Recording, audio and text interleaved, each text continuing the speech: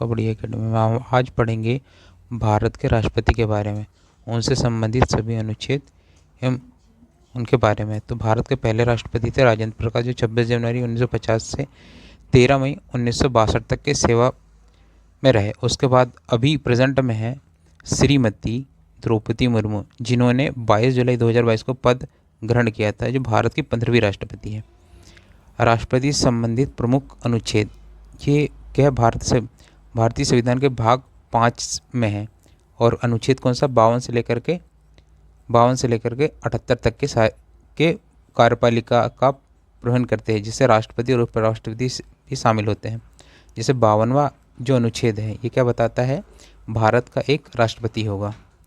53वां संघ की कार्यपालिका शक्ति राष्ट्रपति से निहित होगी। और अनुच्छेद 54 जो है, जो राष्ट्रपति के निर्वाचन से संबंधित है, जिसमें संसद के दोनों सदन से निर्वाचित सदस्यों के राज्यों की विधानसभा के निर्वाचित सदस्य जो है वो निर्वाचन मंडल में सम्मिलित होने का उल्लेख है।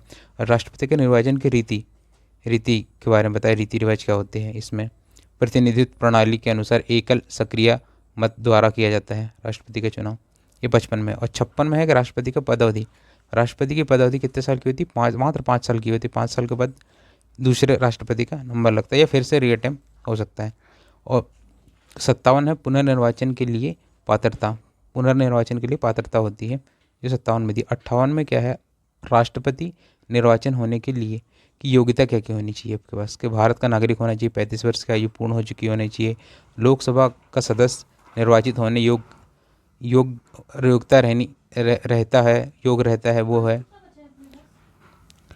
जो अनुच्छेद 59 है, जो राष्ट्रपति के पद के लिए शर्तें है कि क्या क्या शर्तें होती है राष्ट्रपति के पद के लिए।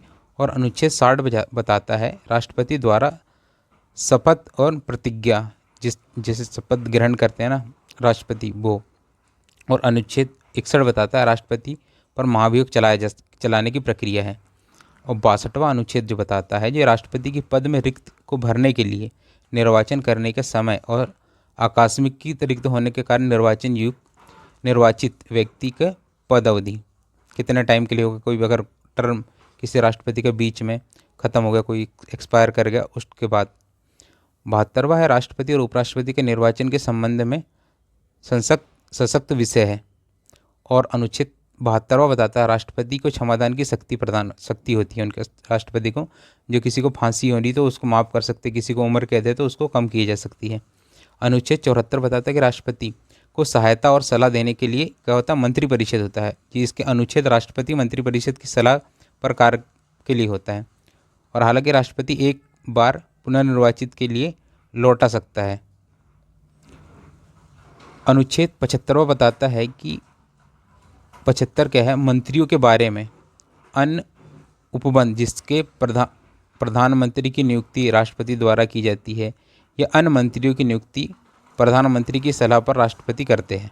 ये किसमें है, अनुच्छेद 75 में है कि जो राष्ट्रपति है वो क्या करेगा कि मंत्रियों की नियुक्ति प्रधानमंत्री की सलाह पर करते हैं।